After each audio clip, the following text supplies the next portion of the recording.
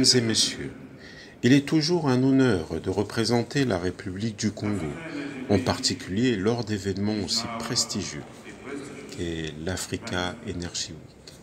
Avant de commencer, j'aimerais adresser mes sincères remerciements aux organisateurs pour cette précieuse invitation.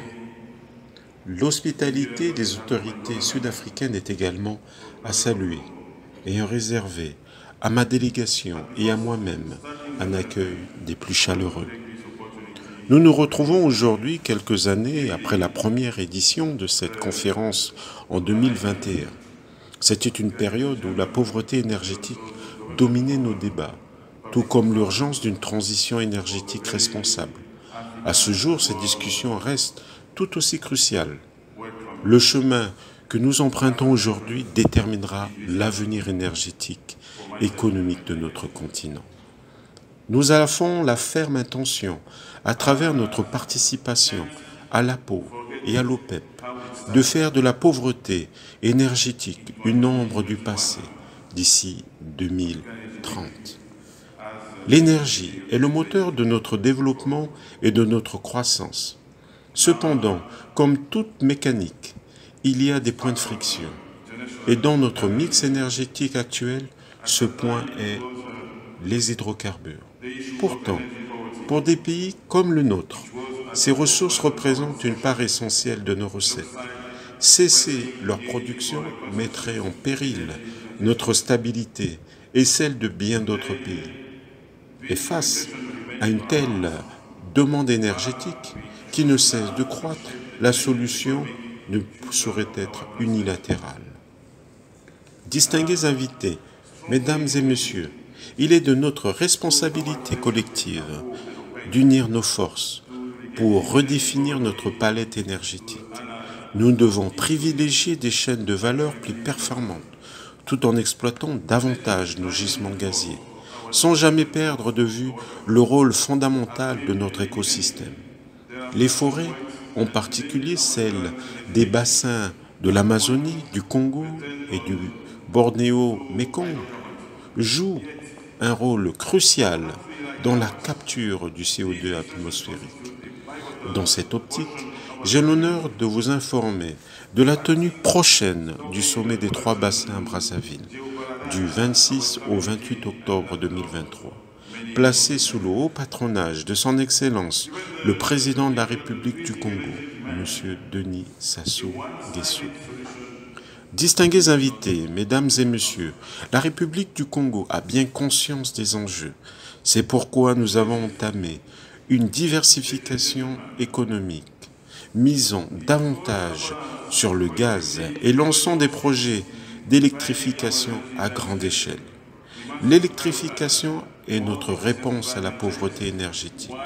N'oublions pas que l'un des enjeux majeurs de notre croissance économique est la lutte contre la pauvreté énergétique. D'après certaines estimations, parmi les 2,6 milliards d'habitants de notre planète, 900 millions en Afrique sont privés d'accès au gaz domestique, les conduisant à se tourner vers le charbon de bois, contribuant ainsi à la déforestation.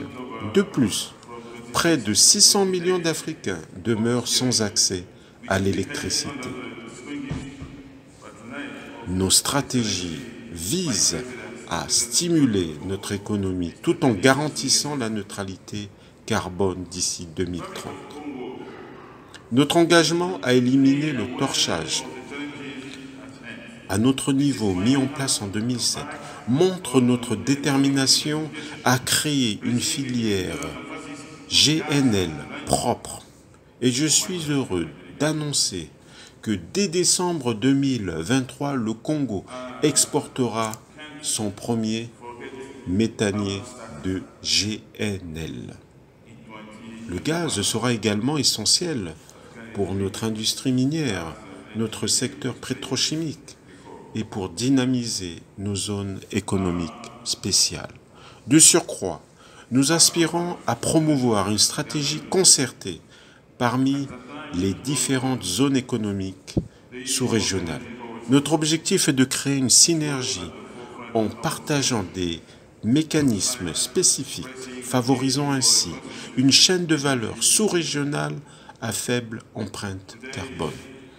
C'est de cette perspective que nous avons organisé le CEMAC Business Energy Forum les 29 et 30 novembre 2021, un événement dédié à cette thématique cruciale. Nous envisageons avec enthousiasme d'organiser à nouveau cet événement à l'avenir.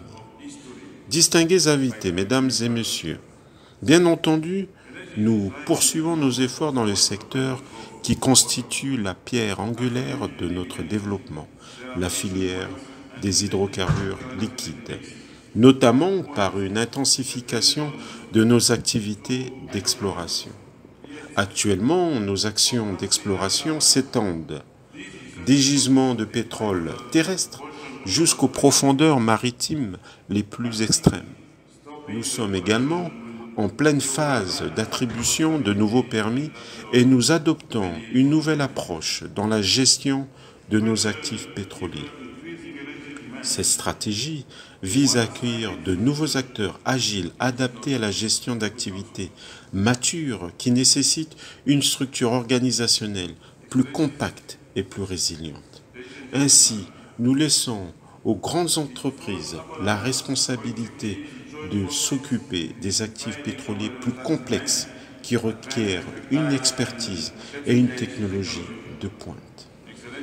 Distingués invités, mesdames et messieurs, en conclusion, le défi énergétique que nous devons relever est immense.